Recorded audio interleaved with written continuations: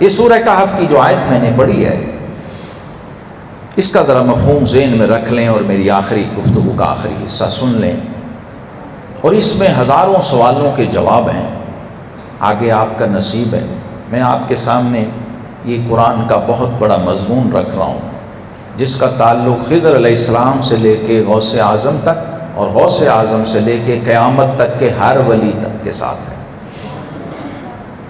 ذرا اس لنک کو سمجھیں اور اسے لنک اپ کریں، اور اس کے ریفرنس میں پھر صحیح بخاری، مسلم، صحاح کی حدیثیں ہیں، اور آقا کریم علیہ السلام نے خود اس مضمون کو مجمع صحابہ میں بیان کیا ہے، یہ بھی ساتھ ذہن میں رکھیں۔ رب کریم نے فرمایا جب موسیٰ علیہ السلام کو ہم نے بھیجا اور وہ اپنے ساتھی کے ساتھ نکلے، کدھر بھیجا؟ اللہ نے بھیجا ہے۔ میں تو اس پہ شاہ صاحب بڑا حیران ہوں، بندہ رب کی طرف بھیجے تو سمجھ آتا ہے رب بندے کی طرف بھیج رہا ہے۔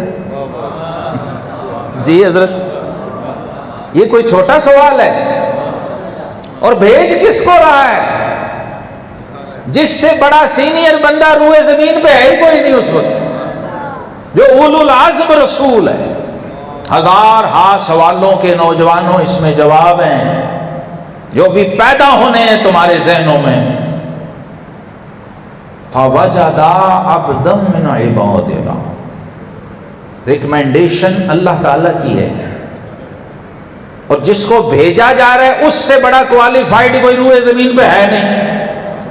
صاحب تورات ہے، کلیم اللہ ہے، ڈائریکٹ طور پہ اللہ سے باتیں کرتا۔ حضرت سیدنا موسیٰ علیہ نبینا علیہ السلام، ان کو بھیجا جا رہا ہے۔ وہ اپنے ساتھی حضرت یوشع بن نون کے ساتھ نکلیں، جناب خضر علیہ السلام کو تلاش کر۔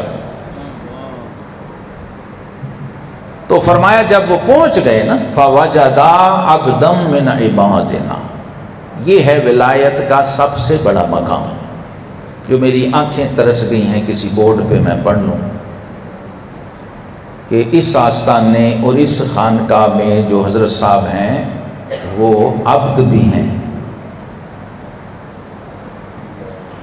سب سے بڑی کوالیفیکیشن، حتیٰ کہ جو امتی کلمہ پڑھتا ہے اپنے آقا و مولا علیہ السلام کا، اس میں بھی پہلے عبدیت کی گواہی دیتا ہے، پھر رسالت کی گواہی۔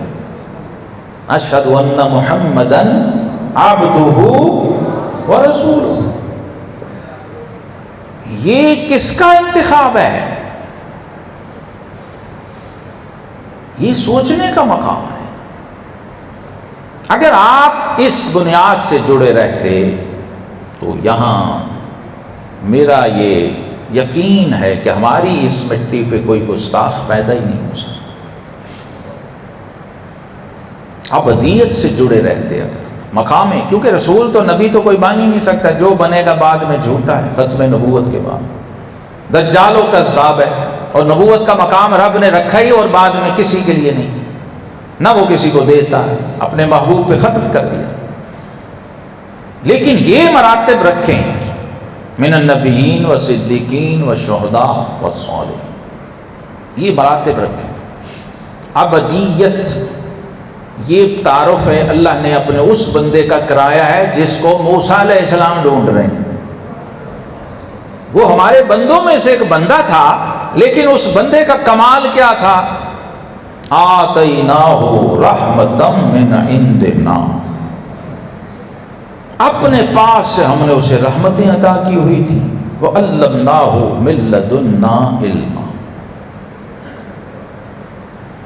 اور ہم نے اس کو اپنے پاس سے علم سکھایا تھا، یعنی اس کا علم کسبی نہیں تھا، وحبی تھا، لدنی تھا، ہماری بارگاہ سے نوازا گیا تھا وہ بندہ۔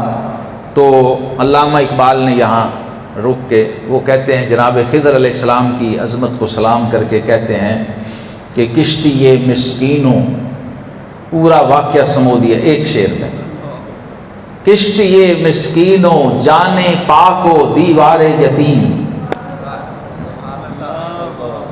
کشتی یہ مسکینوں جانے پاکو دیوار یتیم، علم موسیٰ بھی ہے تیرے سامنے حیرت فروش۔ یہ اللہ کا وہ بندہ تھا جس کو ڈھونڈنے اللہ نے اپنے اولو العزم رسول کو، صاحب تورات پیغمبر کو بھیجا، صاحب کتاب کو بھیجا۔ تو کتاب والے کا اس وہبی علم والے کے پاس جانا سنت ہو گیا نا۔ اگر کوئی شعیب آئے میسر، شبانی سے کلیمی 2 قدم ہے، تو یہ تو قرآن نے بتا دیا کہ بھائی تم جتنے بڑے مرضی علامہ صحیح، تم احمد بن حنبل بھی ہو تو بشر حافی کے پاس چلے جایا کرو، کچھ نہ کچھ مل جائے گا۔ تو وہ جاتے تھے۔ غوث پاک جن کے مقلد ہیں وہ امام احمد بن حنبل، جو 4 اماموں میں سے ایک ہیں اس امت میں، وہ بھی حضرت بشر حافی کے پاس جاتے تھے۔ اور جن کے شاگرد امام بخاری و مسلم ہیں، تو وہ شاگرد پریشان ہوتے کہ ہمارا امام اور پوری امت کا امام یہ اس ننگے پاؤں پھرنے والے درویش کے پاس جاتا ہے، تو اعتراض بھی کرتے، منع بھی کرتے کہ حضور یہ صحیح نہیں لگتا۔ لوگ باتیں کرتے ہیں کہ یہ بابوں کے پاس جاتا ہے۔ جی ہاں، امام احمد بن حنبل مجتہد مطلق، 6 لاکھ حدیثوں کا حافظ، اور سلطنت عباسیہ جس کے فتوے کی محتاج ہو، اور جس کے ایک مقلد کا نام غوث اعظم شیخ عبد القادر جیلانی ہو، اگر لوگوں وہ بھی بابا ڈھونڈ رہا ہے تو پھر بتاؤ 2025 کے فاسق و فاجر و جاہل کو بابا نہیں چاہیے؟ یا تو احمد بن حنبل سے وِڈرا کر دو کہ ہمارا اس سے کوئی تعلق نہیں ہے، پھر بابے کا انکار ہو سکتا ہے۔ بابے کے انکار کا مطلب خدا اور رسول کا انکار ہے۔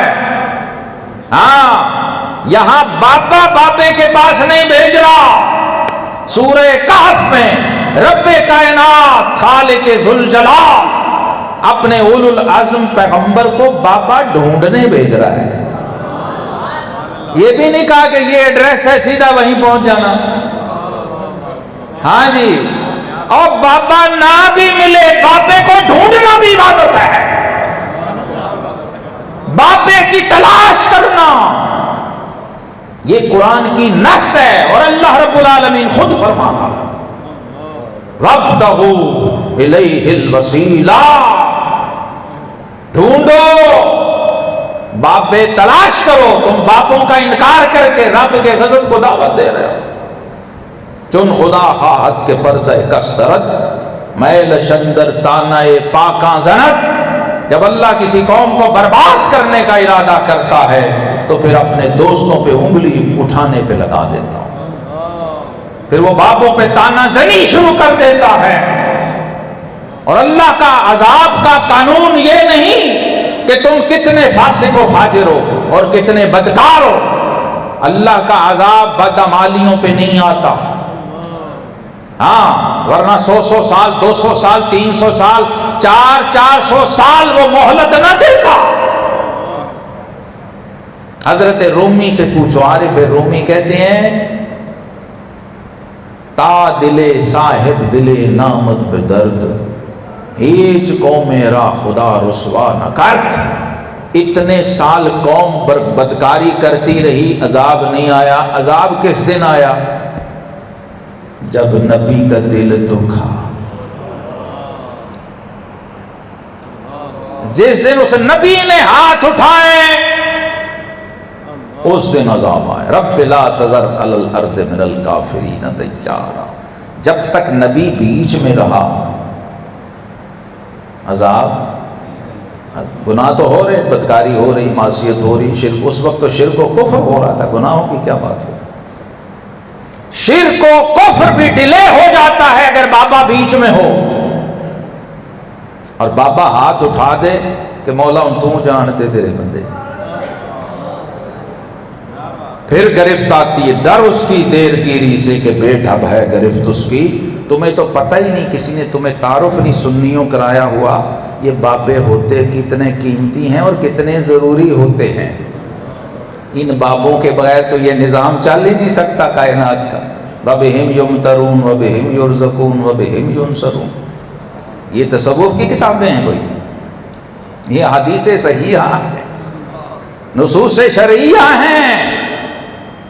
ہاں جی، یہ نہ ہو تو تم نماز نہیں نمازی صاحب پڑھ سکتے، نہ حاجی صاحب تم حج کر سکتے ہو، اور نہ ہی تمہاری دکان کا شٹر کھل سکتا ہے بابا نہ ہو تو. ہاں جی، چونکہ تعارف نہیں، ہم نے ممبروں پہ یہ بیان نہیں کیا ہوا، تو پھر وہ جو گیپ اور بلینکس ہیں ان کو پھر کیڑے مکوڑے آ کے اور مذہبی وائرس آ کے وہاں اپنی جگہ بناتا ہے. اس لیے اس کو ممبر پہ لائیے اسی طریق اور روایت سے جو ہماری مسلمانوں کی ہمیشہ سے ہے. نبی کریم صلی اللہ علیہ وسلم نے صحابہ میں بیٹھے ہوئے اپنے ایسے درویشوں فقیروں کی نشاندہی کی، پوائنٹ آؤٹ کیا صحابہ کے سامنے کہ یہ بندہ بیٹھا ہوا ہے، تم میں بیٹھا ہوا ہے، لیکن کپڑے پھٹے ہوئے ہیں، بال ہٹے ہوئے ہیں، گرد پڑی ہوئی ہے. لیکن فرمایا، صحابہ سے پوچھا برا بن مالک کے بارے میں کیا کہتے ہو رضی اللہ. انس بن مالک کے بھائی ہیں، بڑے درویش صحابی، پھٹے ہوئے کپڑے، بال ہٹے ہوئے، کوئی کپڑوں کی پرواہ نہیں، کوئی کنگھی پٹی کی پرواہ نہیں جی. لیکن رحمت عالم امام الانبیاء والمرسلین علیہ السلام نے کتنا بڑا احسان کیا امت پہ. صحابہ سے پوچھا کہ کیا خیال ہے اس کے بارے میں تمہارا. صحابہ بھی سچے لوگ تھے، انہوں نے کہا جی اگر یہ ہو تو کوئی دیکھتا نہیں اس کی طرف، یہیں بیٹھا بھی ہو نا محفل میں تو کوئی دیکھتا نہیں، کوئی اتنا بڑا بزرگ بیٹھا ہے، تو بزرگ پیر ہو تو دیکھے نا. فقیر درویش اشحس و اغبر، اسے کون دیکھے جی. ہم نے تو سمجھا کہ پیر صاحب کا بھی ایک پورا یونیفارم ہوگا، ایک پورا جبہ کبا ہوگا تو ہی یہ بزرگ ہے نا. لیکن قرآن و سنت سے سمجھیں گے تو بڑا کچھ سمجھ آ جائے گا. تو صحابہ نے کہا جی یہ ہو تو کوئی دیکھتا نہیں، اور نہ ہو تو کوئی پوچھتا نہیں کہ کیوں نہیں آیا. یہ سوشل سٹیٹس ہے اس ہستی کا. تو امام الانبیاء والمرسلین علیہ تحیت و تسلیم نے فرمایا لوگو یہ بندہ تمہاری نظر میں تو یہ ہے، لیکن اپنے رب کی نظر میں اس کی شان بتاؤں کیا ہے. فرمایا لو اقسم علی اللہ لابرہ، یہ اگر اللہ کو بھی کوئی قسم دے کے کہہ دے تو اللہ فوراً پوری کرتا ہے.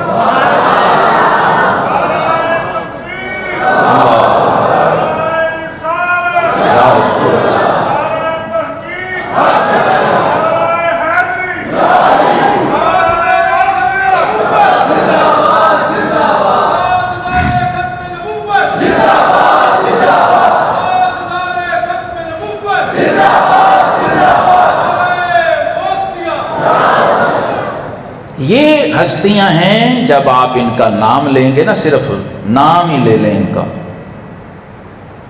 مسئلے حل ہو جاتے ہیں. ان کا نام لیتے جائیں، ہم لیتے نہیں، اور وہ لینے بھی نہیں دیتے ہر ایک کو، کیونکہ گناہ مٹ جاتے ہیں، گناہ ڈیلیٹ ہو جاتے ہیں ان کے نام لینے سے. ذکر الصالحین کفارۃ الذنوب، اور رحمت کا نزول شروع ہو جاتا.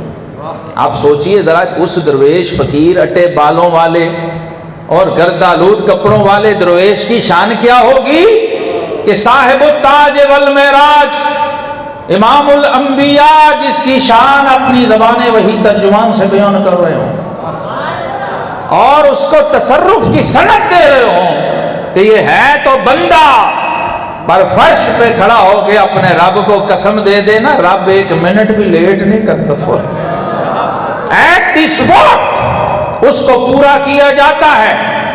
تو صحابہ کرام نے جنگوں میں آن ریکارڈ ہے یہ سارا، اس پہ پھر عمل کیا. جب دشمن کا غلبہ ہوتا تو سارے برا بن مالک کی طرف دیکھتے اور کہتے یا برا اقسم علی ربک، دشمن کا غلبہ آ رہا ہے، برا اپنے رب کو قسم دے کہ مسلمانوں کو فتح عطا. یہ حضرات گرامی وہ ہستیاں ہیں. حضور غوث اعظم شہنشاہ بغداد اس سسٹم کے ہیڈ اور انچارج ہیں. اللہ نے آپ کو قطب ارشاد اور قطب مدار بنایا، اور وہ خضر جسے موسیٰ ڈھونڈتے پھرتے تھے، اعلیٰ حضرت کہتے ہیں خضر کے ہوش سے پوچھے کوئی رتبہ تیرا۔ جہاں حضرت موسیٰ علیہ السلام جا کے اخذ و کسب فیض کر رہے ہیں اور تربیت اور تعلیم لے رہے ہیں اور شرائط و آداب طے ہو رہے ہیں، سارا وہاں پڑھے۔ یہ نہیں انہوں نے جاتے ہی کہا جی ٹھیک ہے جناب، انہوں نے کہا جی پہلے ایگریمنٹ ہوگا، معاہدہ ہوگا، شرطیں طے ہوں گی، مجھے پتہ ہے آپ کوئی عام آدمی نہیں۔ سارا بیان ہے سورہ کہف میں ڈیٹیل، اب متن میں قرآن کے آیات میں موجود ہے، اس کو ذرا ذہن میں رکھیں۔ اور پھر آقا کریم علیہ السلام نے جو اس کو بیان کیا بڑی تفصیلی حدیث میں سارے واقعے کو، اس کو ذہن میں رکھیں تو آپ کو سمجھ آ جائے گا تصوف، طریقت، روحانیت، سکر، صحو، یہ سارے قرآن و سنت سے ماخوذ ہیں۔ یہ کوئی بابوں نے، صوفیاء نے نہیں گھڑے ہوئے، یہ پیچھے بابے تھے تو آگے بابے پیدا ہوئے ہیں نا۔ اب غوث پاک کے پیچھے کون کون ہے؟ ایویں بن گئے ہیں غوث پاک۔ شہنشاہ بغداد کہاں کہاں گئے، کس کس سے فیض لیا، اولیاء کرام سے، اپنے والدین کے بعد، اپنے گھرانے کے بعد، مشائخ کی خدمتوں میں گئے، مدارس میں تعلیم ظاہری پہلے، اور خود فرمایا درست العلم حتی صرت قطبا بنلت السعد من مولا الموالی، پہلے اپنے نانا کے دین، شریعت اور احکام کو پڑھا، پھر طریقت و اسرار کو پڑھا، ظاہر باطن سارے مراحل طے کیے۔ پھر جب آپ کی محفل لگتی تھی، سوچئے جب حضور شہنشاہ بغداد غوث الثقلین مسند پہ جلوہ گر ہوتے تو سامعین میں 400 علماء تو اس کو لکھ رہے ہوتے تھے، بس محدثین اور قطب، غوث، ابدال، ارواح انبیاء، حتیٰ کہ خضر علیہ السلام بھی سامعین میں بیٹھے ہوتے۔ اور ایک صرف جھلک میں پیش کر کے بات ختم کروں۔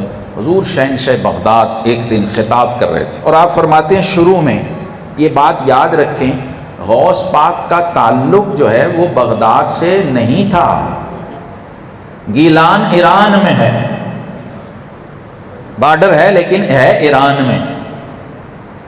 وہاں سے آپ شریعت، دین، علم کی تحصیل کے لیے اور اللہ والوں کی اور بابوں کی تلاش میں آئے تھے۔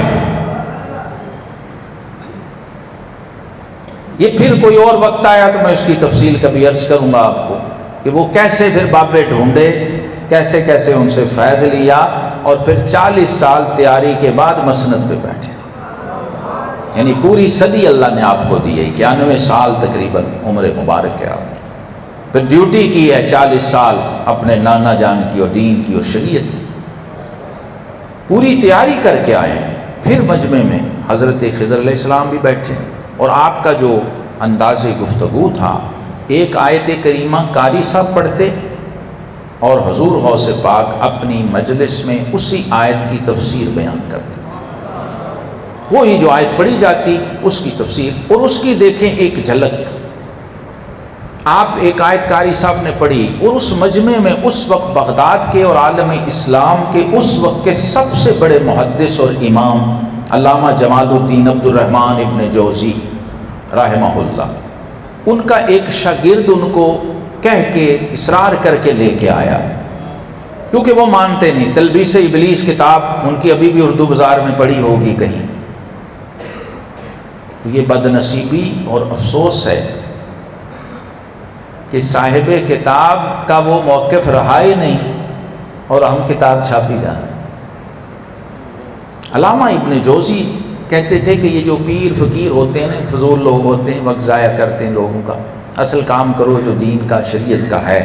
مدرسہ آپ کا بہت بڑا تھا، مرکزی جامعہ تھا، اور سینکڑوں ہزاروں طالب علم تھے، سعدی شیرازی جیسے اسٹوڈنٹ ہوتے تھے ان مدرسوں میں، سوچیں۔ اور حضور غوث اعظم وہ بھی انہی مدارس میں پڑھے ہوئے تھے۔ اس شاگرد نے، آپ کا شاگرد عالم تھا، وہ بہت بڑے عالم تھے وہ بھی، لیکن غوث پاک کے مرید و عقیدت مند تھے۔ انہوں نے کہا کہ استاد صاحب آپ کبھی ہمارے پیر صاحب کی محفل میں چلیں۔ انہوں نے کہا تیرا پیر کیا کرتا ہے؟ انہوں نے کہا جی میرا پیر تفسیر بیان کرتا ہے۔ اب یہ بات ان کے لیے بڑی حیرت انگیز تھی کہ پیر اور تفسیر، یہ کیسا پیر ہے بھائی تیرا؟ انہوں نے کہا جی ہمارا پیر تو یہی کرتا ہے، تو آپ چلیں، جو آپ مانتے نہیں آپ، تو اب وہ لے کہ آپ کو آگے اس مجلس میں، وہ بھی ایک سائڈ پہ بیٹھ کے، تعارف بھی نہیں کرایا مجلس میں۔ یہ مجلس جو غوث پاک کی ہوتی تھی، اس میں 70,000 کا مجمع، اور آخری آدمی بھی ویسے ہی سن رہا ہے بغیر مائک و ساؤنڈ کے، پہلا بھی ویسے ہی سن رہا ہے، یہ شان ہوتی تھی۔ اور کبھی کبھی ایسا ہوتا جوش میں بیان کرتے قرآن و حدیث تفسیر اور اپنے آقا مولا علیہ السلام کی شان و عظمت کو، جوش جلال غوثیت میں آپ کبھی ہوا میں یوں بیٹھ جایا کرتے تھے، ہوا میں معلق ہو کے کوئی خطیب سوچے خطاب کر رہا ہو تو مجمع کا حال کیا ہوتا ہوگا، وہ جو سانس جس کا جہاں ہوتا وہیں رک جاتا۔ اور آپ کے صاحبزادے حضرت شیخ عبد الرزاق تاج العراق گیلانی رحمۃ اللہ فرماتے ہیں، کبھی کبھی تو ایسا ہوتا کہ ہمیں ایک دوسرے کے سانس چلنے کی بھی آواز آ رہی ہوتی تھی، پن ڈراپ سائلنس سے آگے کی چیز ہے یہ، کسی کا سانس کسی نے سنا ہے کبھی چلنے؟ یہ سناٹا، یہ ہیبت اور یہ جلال تھا اس حسنی حسینی شہزادے کا۔ اور قرآن پاک کیسے بیان کرتے کہ یہود و نصارہ کلمے پڑھتے، فاسق و فاجر ڈاکو چور توبہ کرتے، اور عابد و زاہد اور کتب اور غوث اور ابدال وہ منازل ولایت طے کر رہے ہوتے۔ کہتے ہیں کہ جب تفسیر شروع کی نا آپ نے، اور ایک آیت کی تفسیر بیان کی، میں نے اپنے استاد سے، اب وہ اپنے کام لگے اس مجمع میں، جو لایا ہوا ہے اسے فکر ہے کہ یار کوئی کام ہو جس مقصد کے لیے اتنے بڑے عالم کو لایا ہوں، محدث کو، جی حضور فرمائیں۔ انہوں نے کہا یہ مجھے پہلے ہی پتا ہے، میں نے پڑھا ہوا ہے تیرے پیر نے بیان کیا۔ اب ظاہر ہے امام ہے، زاد المسیر کا مصنف ہے ابن جوزی اللہ اکبر۔ یہ ہیں وہ کرامتیں بھائی جو ہم نے بیان نہیں کی۔ پھر آپ نے اسی آیت کی دوسری تفسیر بیان کی، پھر شاگرد نے پوچھا، انہوں نے کہا یہ بھی مجھے آتا ہے۔ پھر آپ نے تیسری تفسیر بیان کی، اس نے کہا یہ میں نے پڑھا ہوا ہے بھائی، چوتھی، پانچویں، چھٹی، ساتویں، وہ کہتے رہے ہاں ہاں میں نے پڑھا یار میرے مطالعے میں، کوئی نئی بات نہیں۔ جب 11ویں والے نے 11ویں تفسیر کی نا، تو ابن جوزی نے سر اٹھایا، انہوں نے کہا بھائی یہ میں نے پہلی بار سنا ہے، سچا بندہ تھا نا، مان گیا۔ پھر 11ویں والے نے 12ویں تفسیر، پھر 13ویں، پھر 14ویں، پھر 15ویں، اور بابا پھڑکتا جا رہا تھا کہ یہ پیر ہے، پیر ہے یا امام تفسیر ہے؟ یہ علماء بیٹھے ان سے پوچھ لیں، امت میں میرے خیال میں کوئی ایسی تفسیر نہیں ہوگی جس کی ایک آیت میں 40 توجیہات یا اقوال مل جائے، طبری سے لے کے مظہری تک شاید کوئی تفسیر ملے۔ اور شہنشاہ بغداد فی البدیع تفسیر بیان فرما رہے تھے، کرتے کرتے آپ نے اسی ایک آیت کی 40 تفسیریں بیان فرمائی ایک ہی مجلس میں۔ تو علامہ ابن جوزی کا منہ کھلے کا کھلا اور حیران پریشان ہو گئے، کہنے لگے بھی میں نے تو زندگی میں ایسا عالم کبھی دیکھا سنا ہی نہیں جو ایک آیت کی 40 تفسیریں بیان کر رہا ہے، اور پوری پوری ساتھ اس کی توضیح اور ساری توجیحات اور ساری تقریر اس پہ۔ یہ بندہ تو کوئی عام آدمی نہیں ہے، بہت متاثر۔ لیکن غوث پاک کے قربان جائیں ان کی معرفت، ان کی فصاحت، ان کی بلاغت اور ان کے علم کی وسعت پر۔ جو اصل کمال تھا وہ اس کے بعد شروع ہونا تھا، وہ تو بابا یہیں پر سرنڈر ہو کے مرید ہونے کو تیار تھا، لیکن شہنشاہ بغداد کی ہر مجلس میں 11ویں کا لنگر کھانے والوں، وہ بابا ہمارا پیران پیر یہاں ختم نہیں کرتے تھے درس، ہم ختم کر دیتے ہیں، لیکن شہنشاہ بغداد جب درس مکمل ہوتا، تقریر و خطاب مکمل ہو جاتا، تو فرماتے نترک القال ونرجع الی الحال، لوگوں اب ہم نے یہ زبانی کیلو کال چھوڑی اور اب حال کی طرف آتے ہیں۔ یہ کہہ کے پھر آپ کلمہ طیبہ کی ایک ضرب مجمع پہ لگاتے، لا الہ الا اللہ۔ یہ ضرب ایک بار جب قادریت کا چھٹا پڑتا اور کلمہ توحید کا جلوہ زبان غوثیت سے ظہور کرتا. اب علامہ ابن جوزی کو یہ پتہ نہیں تھا کہ آگے کیا ہونا ہے. تو جب آپ نے فیوزات غوثیت کا چھٹا مارا تو مجمع کا عجیب حال ہوا. فاضطرب الناس اضطرابا شدیدا، لوگوں پہ ایک اضطراب، جذب، حال ہاؤ ہو کی کیفیت طاری ہوئی، کپڑے پھٹ گئے.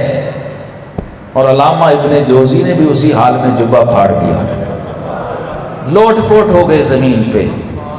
اللہ ہو کی ضربیں لگنا شروع ہو گئیں زمین پہ، لوٹ پوٹ. تب پتہ چلا لوگوں کو کہ یہاں ابن جوزی بھی موجود ہے، اتنا بڑا محدث.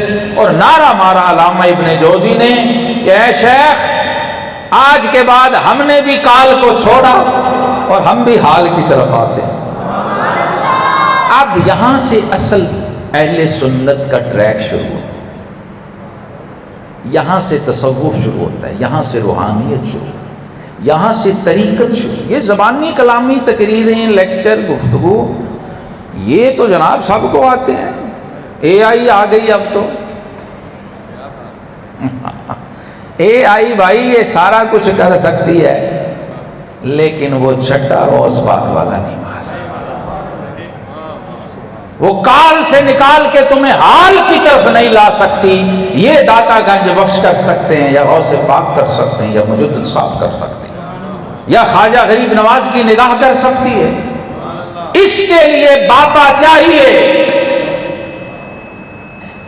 اس کے لیے بابا عالم فاضل علامہ صاحب ہوں، ان کو بھی چاہیے. احمد بن حنبل ہوں تو انہیں بھی چاہیے. ماں کے پیٹ سے ولی غوث اعظم ہوں تو انہیں بھی ابو سعید مبارک المخرمی چاہیے، اور انہیں بھی حضرت خواجہ ابو یوسف حمدانی چاہیے، انہیں بھی خضر علیہ السلام چاہیے. تربیت ہو رہی ہے نا، مشائخ کے پاس جا رہے ہیں، اور انہیں بھی حضرت شیخ حماد دباس جیسا مربی چاہیے، جو سرکے کی دکان رکھ کے پیچھے غوث بنا رہا ہوتا تھا. سامنے گھڑے سرکے کے ہوتے تھے بغداد میں، ان کی دکان پہ ذاکروں، شاغلوں، صوفیوں کا حلقہ لگا ہوتا.